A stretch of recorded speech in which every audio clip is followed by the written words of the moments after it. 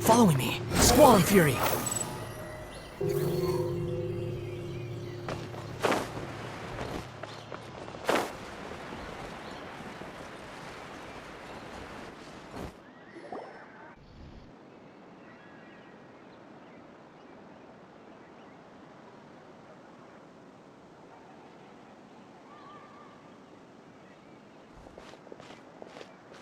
Miss Chiori? Your talk with the investor sure went fast. The Aquabus hasn't even arrived yet. Oh? And who are they?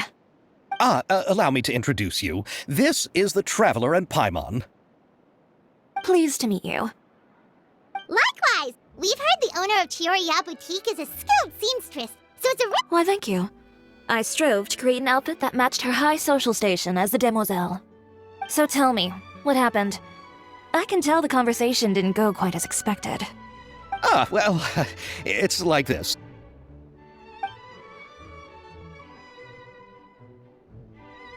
Ugh. I know, Chiori, you don't have to say it. You did remind me that this investor was a little bit sketchy. Yes, there's no doubt about that. But how could I pass it up? He offered me twice as much as the others. And therein lies the problem. Yes, but just put yourself in my shoes. After obtaining such an excellent script, it's only natural that I would want to make the most of the film. The budgets that the others had proposed were nowhere near enough. It's difficult to find someone willing to front such a large amount of mora, so... Don't be sad, Xavier. We might be able to help scrounge up some more together for you. Oh, thank you, Paimon. That means a lot to me. But the cost of the film is staggering.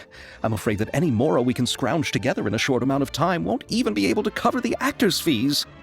We need to move on. What's happened has already happened, and there's no changing it. But now's not the time to give up. What? You're saying that you have a plan?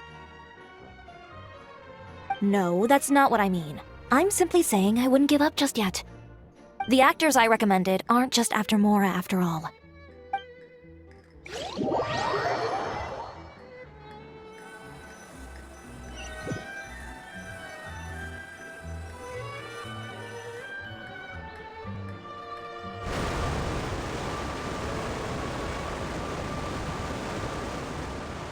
Really? And where do you live? We Malazines live in Mercy Village.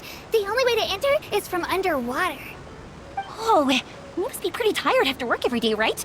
I mean, you have to swim all that way just to go home. We are so thoughtful.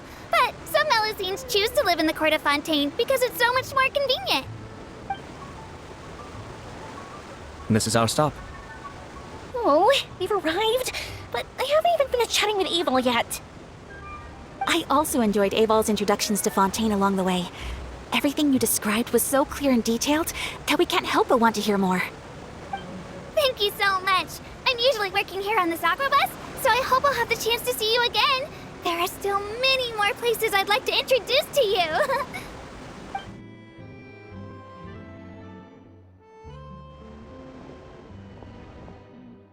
Welcome to the Court of Fontaine. Chiori, you sure have changed a lot. This is the first time we've seen you since you left Inazuma. I haven't realized it's been so long. I was in such a rush when I left that I didn't even get to say goodbye. Thank you for extending the invitation, Mr. Xavier. I'm looking forward to a fruitful trip here in Fontaine. It's an honor to have the head of the Kamisato clan visit us. So they're who you meant when you said you had actors coming from Inazuma? Oh? It's the Traveler and Paimon. Wow, what a coincidence! Ayaka and I were just talking about you on the way here. Are you also here for the film? We just ran into Xavier earlier and came over with him. But I'm not an actress. Sir Kamisato and Lady Ayaka are the real actors here. I'm just tagging along with Ayaka to have a good time together. About that, I mean, how was I supposed to contact you when I was making preparations for the film? I figured you were probably busy, and I didn't want to disturb you. So I could only keep you in the back of my mind while I sought other actors to play the lead roles in the film. I had been thinking about a surprise reunion with you during our trip here, but you still managed to surprise me first. Oh, so you all know each other already! My, what a coincidence! What are the chances everyone could be brought together here like this? Why don't we go to Hotel de Boer and catch up over a meal? I've already made a reservation. Huh? Did you reserve 2 spots for us too? Yes, of course, of course. I'll be sure to tell the boss to serve a few more delicious dishes just to make sure there'll be enough food. Very well. Then please, kindly lead the way, Mr. Xavier.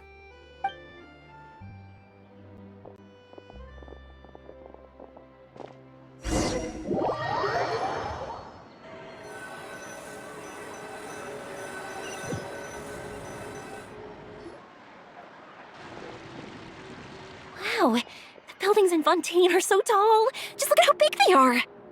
And there's the fountain that Aval mentioned earlier. It really is a magnificent sight. And look at that huge spinning sphere. Where does it get its power? Wait a sec! Could it be one of those clockwork mecha we've heard so much about?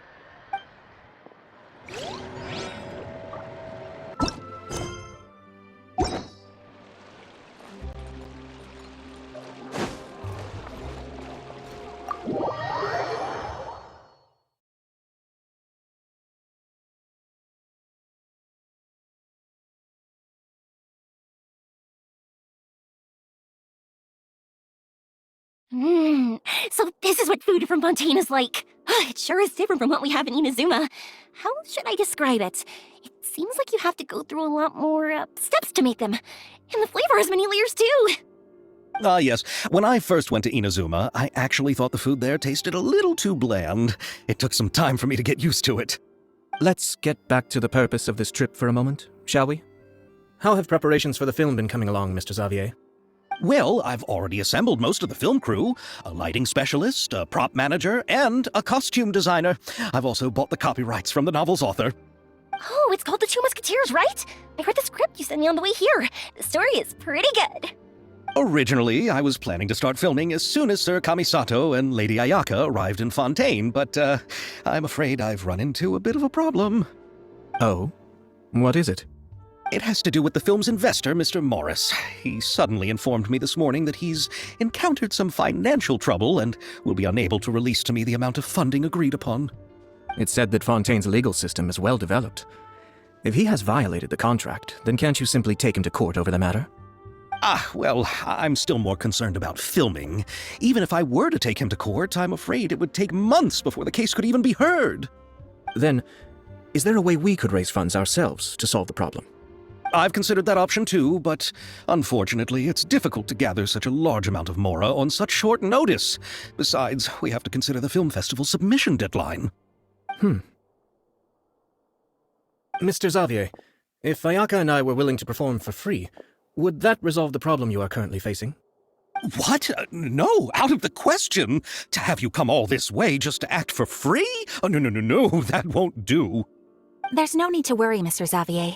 My brother and I had actually intended to work for free after receiving your invitation.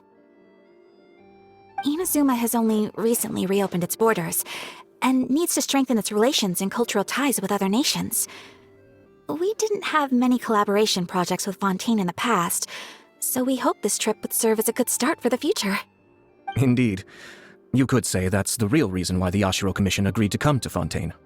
I understand, but having you two act for free just doesn't seem right. Not at all. While we're officially here to conduct a cultural survey of sorts, we must express our sincerity if we want to establish formal cultural ties with your nation. This film will serve as proof of friendly cooperation and cultural exchange between Inazuma and Fontaine. It's my hope that the film can be finished and released as smoothly as possible. If you still don't feel comfortable with this arrangement, I would also be more than happy to be introduced to some other renowned individuals in Fontaine's literary and artistic circles. All right, I'll do as you say. Thank you so much. I'll make sure to cobble together enough mora now, even if it means selling my house, my camera, and every single family heirloom. Come on now, no need to go that far. I'll also help you out as a brand sponsor.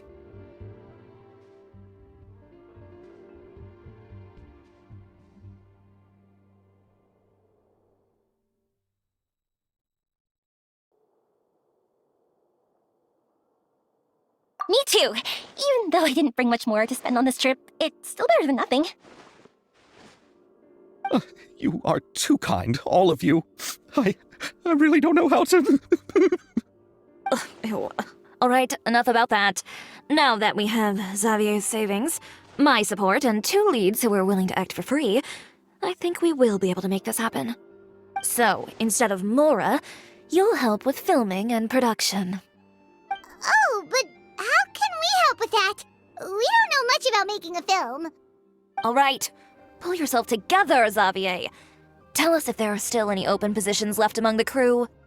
All right. Let me think. We still need a camera operator, a clapper loader, and someone to manage logistics. I originally wanted to personally serve as director, but I've been too busy working as the producer. So the positions of director and director's assistant will also need to be filled. Paimon knows what the director and the logistics support person do, but what's a clapper loader? The clapper loader is responsible for using the clapperboard to record and organize the information of each shot when the camera operator begins shooting. The work requires both patience and careful attention to detail. A clapperboard? Oh, you mean the thing they hold that goes clap whenever they start filming? Yes, that's right. Are you interested in that job? For sure! Paimon's always wanted to try that! All right, then you'll be our clapper loader. I can find someone from the store to help with logistics. What do you think, Xavier? Oh, fine by me. As for our camera operator, I was thinking of letting the Traveler take the role.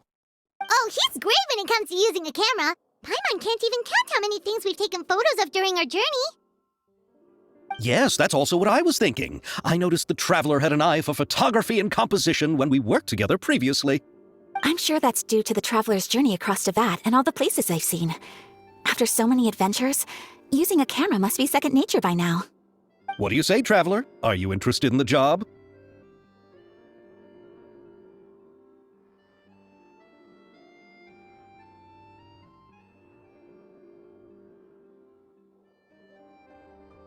Thank you. It really means a lot to me.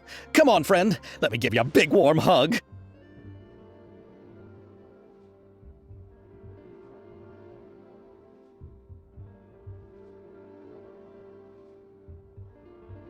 So all that's left for us to find is a director and an assistant.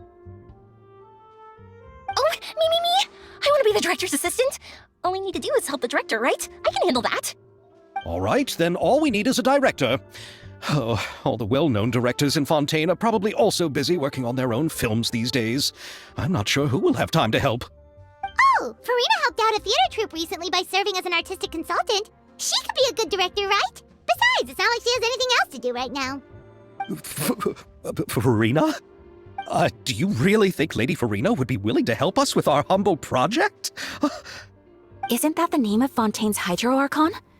My brother has already informed me about what happened here in Fontaine. Yep, that's her! She helped out a theater troupe not too long ago, and now she's taking up work as a director.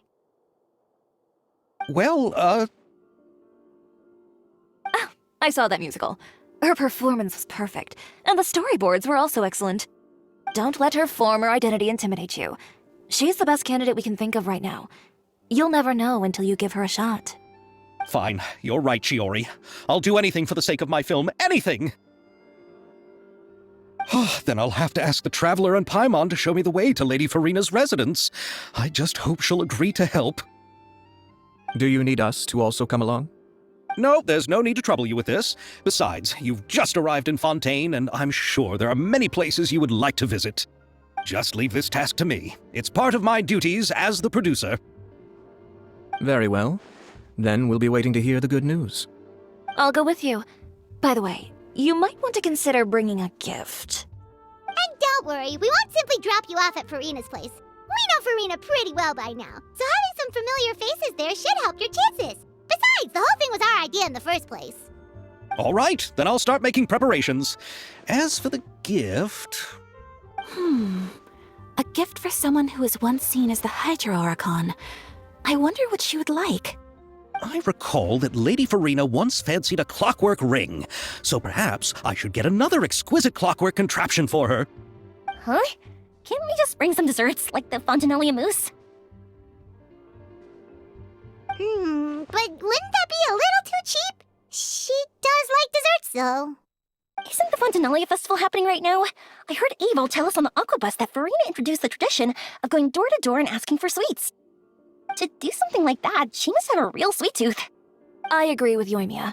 If the gift is too fancy, it might actually make her feel more uncomfortable. Alright then, let's go buy some Fontinalia mousse!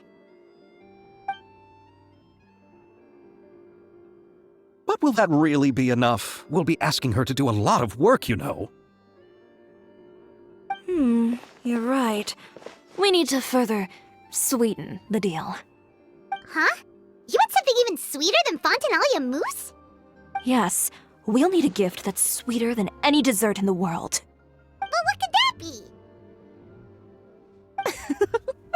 Your words of praise.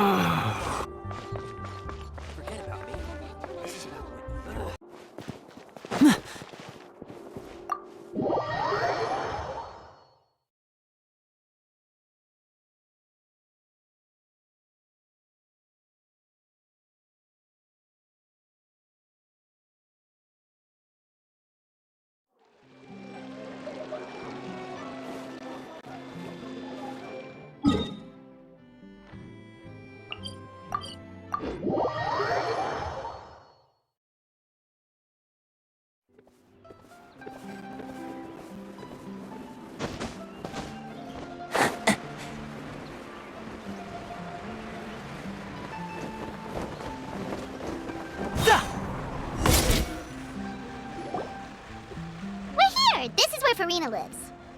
Okay, I'll go knock on the door.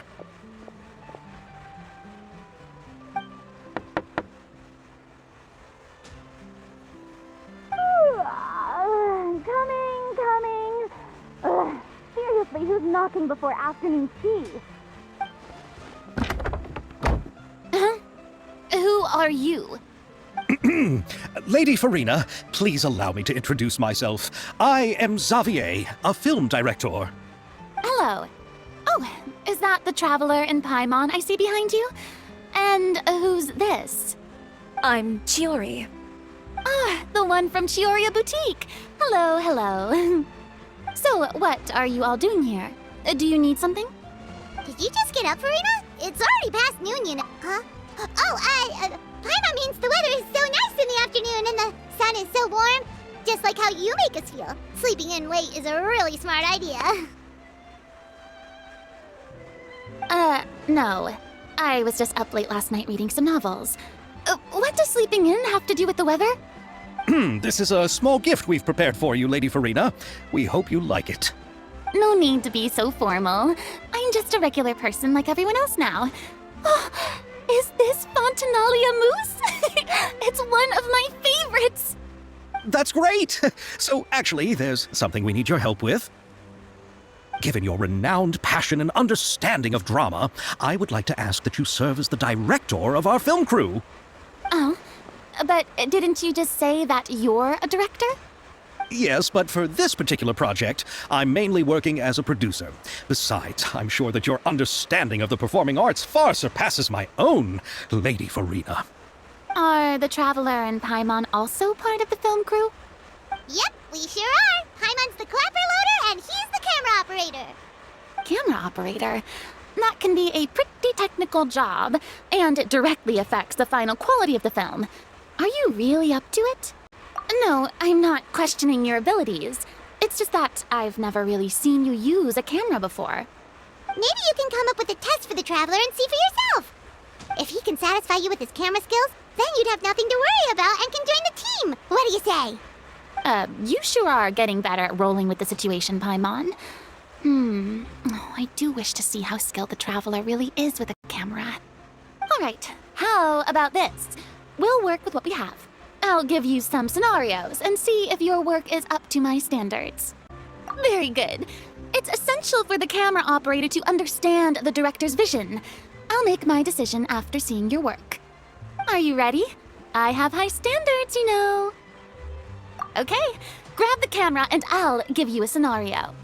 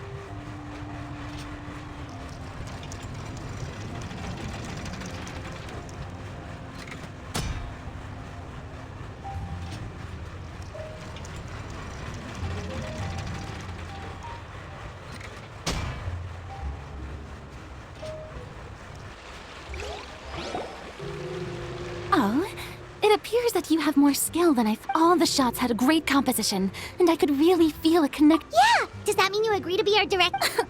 Did you think I would agree just like that?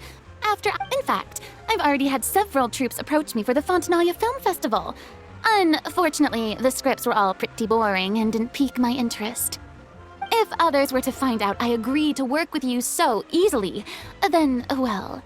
Hey, but didn't we have a deal? What else do we need to do to convince you, Farina? Well, what about the pay? Huh?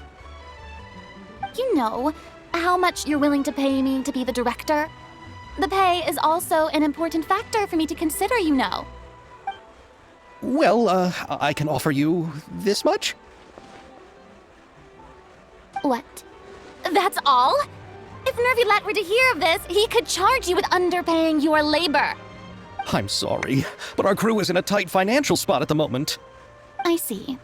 Well, even though it's highly unlikely now that I'll join your crew, there's still something I'd like to ask. Exactly what film are you planning to make? Oh, our script is an adaptation of The Two Musketeers. Huh? Wait, you mean the suspense thriller novel that was a #1 bestseller? Oh, so Farina's read it too. Of course I read it. I've always had a keen interest in artistic works that strike a chord with the populace. I see. It all makes sense now. You must have used most of the budget to pay for the copyright. Not really. The novel's author transferred the copyright to me practically for free once he heard that I wanted to make a film adaptation of the story. The lack of budget is due to another issue. He probably just wants to get his name out there. So, Mora isn't the most important thing to him right now. It reminds me of a delivery courier who wears one of my designs while traveling all across Teyvat. I didn't charge her much for the outfit either. The exposure she provides for my brand is well worth it. So, are you a big fan of this story, Farina?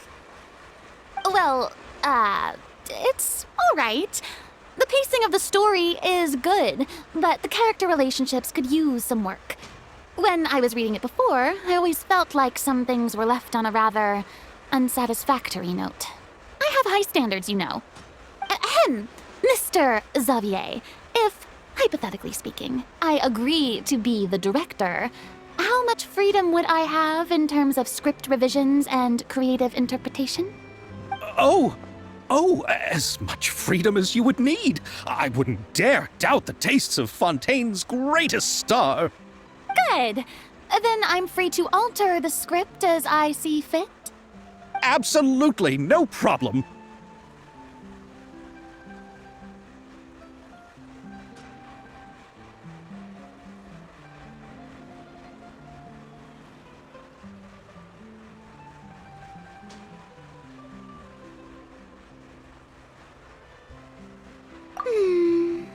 All right.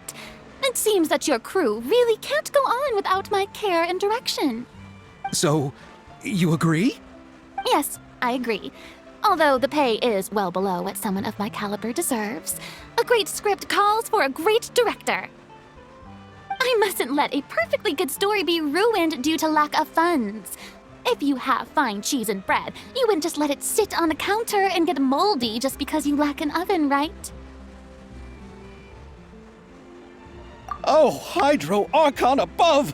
I'm not dreaming, am I? Somebody pinch me.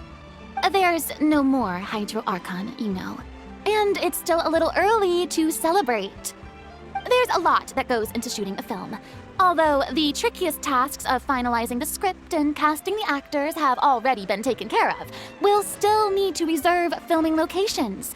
Not to say set up lighting and props. And by the way, since we'll be filming The Two Musketeers, we'll need to find an action choreographer. Ideally, a professional who has actual experience with muskets. Yes, I've thought about this as well. I was hoping that you might know someone who could handle the job.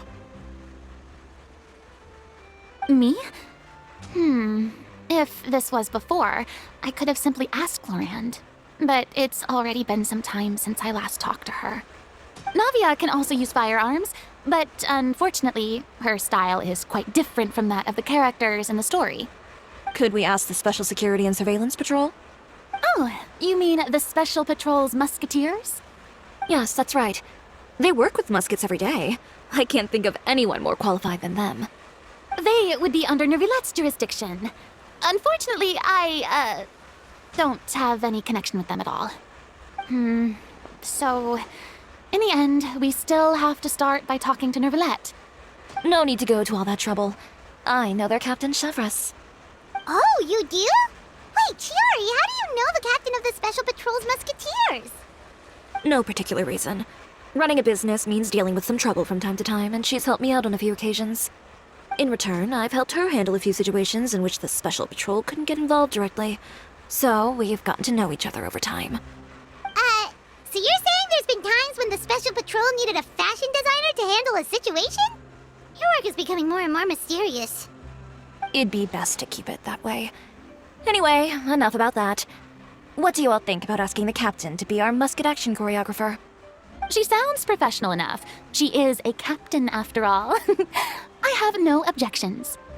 But I imagine the Special Security and Surveillance Patrol must be busy with their duties. Do you think she'd really have time to help with shooting a film? And then there's the issue of pay. Well, it just so happens that she's also not the kind of person that's just after Mora. As for whether she has time, I'll have to go and ask her first. Then I'll leave that to you. Macaroni's on sale today, so I've got to go. You can just tell me how things went when we discuss tomorrow's plan later. No problem. Having Farina join feels like a big boost to our team. Of course. Just wait until the day of our premiere. You'll witness the true power of my name in these lands. You'll be so glad I agreed to help. I can guarantee that even the standing tickets will be sold out. I'll be sure to ask some people I know to see if they'd be willing to act as extras. Seems like you're finally getting more comfortable with your own reputation now. I didn't ask for the Clapper Loader's commentary, Paimon. Then let's get going. I happen to know where Chevreuse is today. By the way, I'm curious. If my pay is so low, then what about our two lead actors? Didn't they travel here all the way from Inazuma? Actually, they told us that they see the trip as part of a cultural exchange, so they didn't ask for any pay. What? So is every person in Tevat who doesn't want money gathered here to shoot this film? Don't tell me Chiori isn't being paid either. I already knew Xavier from before, and he's also agreed to give my brand some good exposure. It seems the gods have really smiled upon you, Xavier. And that certainly doesn't include me, mind you.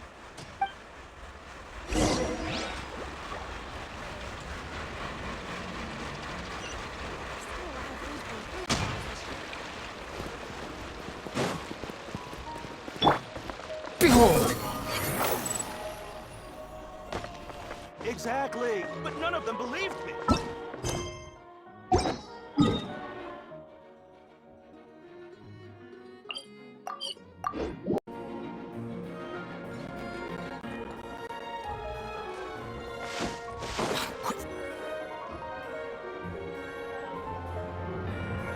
All right, this is the place.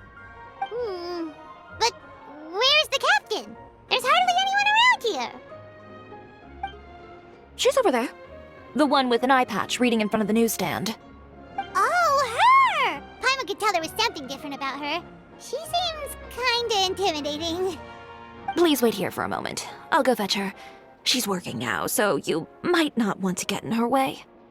Working? But isn't she just standing there and reading a novel? Just trust me. Oh, alright, let's see what happens then. Chiori sure is a mysterious person. She claims just to be a fashion designer, but she knows all these powerful people. The court of Fontaine isn't particularly tolerant of visitors from overseas, so it isn't easy for a foreigner to promote their brand here. Even more so in the competitive world of fashion. Even a local like me just trying to make a film has to face all kinds of challenges, so I can only imagine what Chiori has been through to get where she is today. I'm sure that having more connections has definitely worked in her favor. Reading on the job? Detective novel. One main character? No, multiple. Branching storylines. I see. How's the plot coming along? One of the main characters is about to make a choice that will affect the rest of his life. I'd wager he's going to make the wrong choice. Any way to speed things up? There's something I need your help with. You know that doesn't depend on me. It all comes down to what the character chooses. Which is exactly why I'm here to help.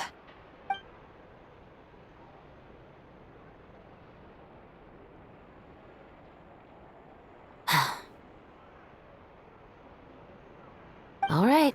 It appears he made the wrong choice in the end. Halt! Huh? What's going on? Hand over whatever you're holding. Oh, it's just a book. I didn't buy anything else. Then I'm sure you wouldn't mind letting me have a look. Excuse me, officer. I don't mind you standing around here, not purchasing anything, but I'd prefer if you didn't disturb my customers. It's bad for business, you know? Don't give me that act. You won't be able to get off so easily either. I am Chevraz, captain of Fontaine's Special Security and Surveillance Patrol. I will say this one last time. Hand over whatever you're holding at once. And before you do anything unwise, let me remind you that I'll have you on the ground before you can even think about making a run for it. All right. I'll give it to you. But please let me say something first. If there's any contraband in that book, then the shopkeeper here is the one who slipped it in. I don't have anything to do with this. Why, you trying to leave me on the hook, huh? You were the one who said you wanted it. Save it for the interrogation room. Take them away, Letelier.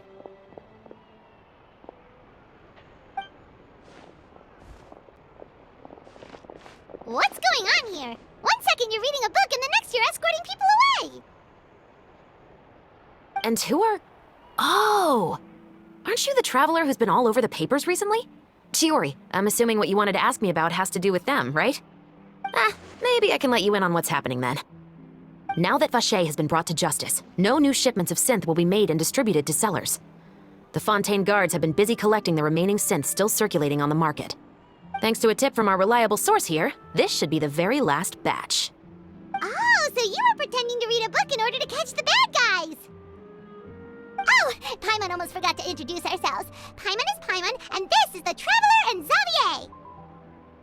Hey, I'm Chevraz. You probably already heard me introduce myself, so I won't bother repeating it. Yeah, why didn't you make a move as soon as you had the chance? Were you worried that my intel wasn't accurate? No, I wanted to see if the shopkeeper would turn himself in first. All he had to do was come up to me and say that he didn't know where the synth had come from. If he did that, then I wouldn't have had to press charges on him. He had the whole day to turn the synth over to Chevraz. But instead, the moment I came up and blocked Chevraz's line of sight, he took the opportunity to sell it off. Yep, he made the wrong choice, even though the right choice was right there in front of him. But you knew they wouldn't make the right choice. Yeah, I knew. I was just hoping I'd be wrong for once. Enough about that, though. What did you want to ask me about? Oh, you see, it's like this.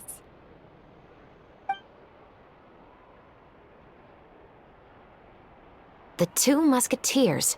You certainly have a good eye for a story.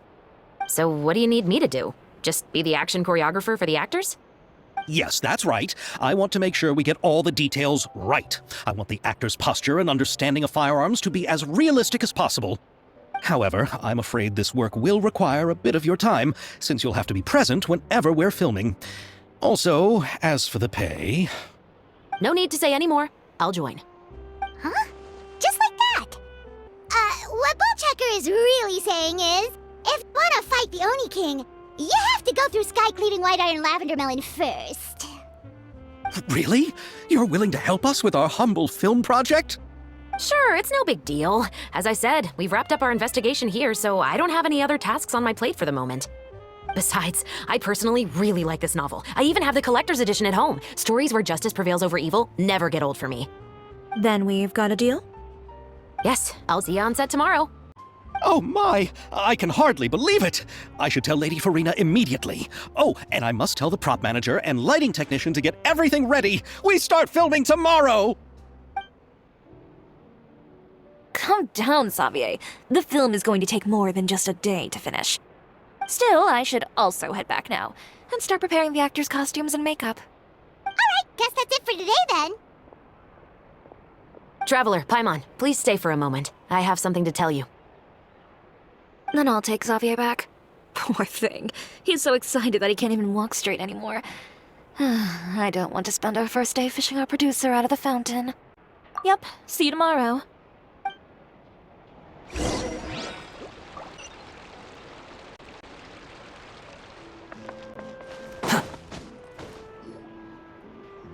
So what did you want to tell us, Chevres?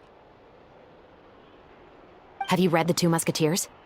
The story is about a pair of children born into the household of a baron and their struggle to survive together and take revenge for their mother. They were raised at the baron's estate, where their mother worked as a maid. The two were illegitimate children that the baron had with the maid, so they were never treated well by anyone. One day, upon returning home, they found their mother had been murdered and left dead on the floor. It was quite evident that the culprits were the other members of the baron's household, who never had any kind words to say to them. However, the baron was able to exert his influence and keep the whole thing under wraps.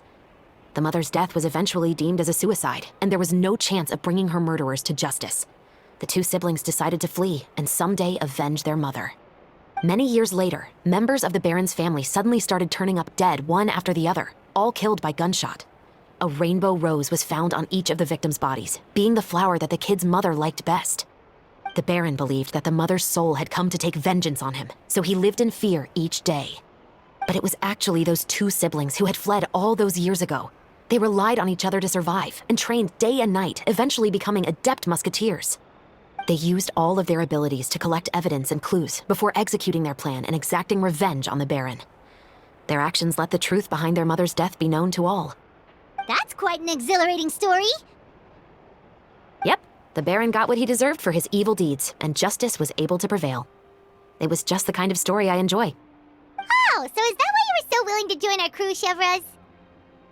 You could say it was one of the reasons. Oh, you mean there were other reasons too? I've read the reports about you. Whether it was at the trials or when you lent your hand to resolve our nation's crisis, you've shown that you've got a strong sense of justice, as well as a great mind for deductions. Yes, you're as sharp as I expected. It seems you've experienced many similar situations before. There's been a recent murder case involving muskets. The perpetrator's methods appear to be very similar to what is described in the novel. Huh, really? But Paimon didn't see anything about that in today's papers. The Marechaussee Phantom hasn't yet released any information to the public because the investigation is currently at a standstill. The murderer is extremely cautious. A murder involving firearms? But not that many people use those in Fontaine, right? Impossible. We perform a routine inspection of our firearms and ammo reserves every day. If one of the weapons had been fired, it would stick out like a sore thumb. Besides, I trust the members of my platoon. However... Well, that's all I can disclose about the case today. Huh? What do you mean? I hope you all can go back and get some shut-eye. You can decide tomorrow whether or not you'd like to join the investigation with me. I'm aware this might not be the ideal time to add more to your plate, but the more capable people we have, the better the chances that justice will prevail. Carrying out investigations isn't actually supposed to be our responsibility. Our job is to apprehend the perpetrators. Finding them is really up to the Marechaussee Phantom. You could say I'm taking part in the investigation out of personal interest.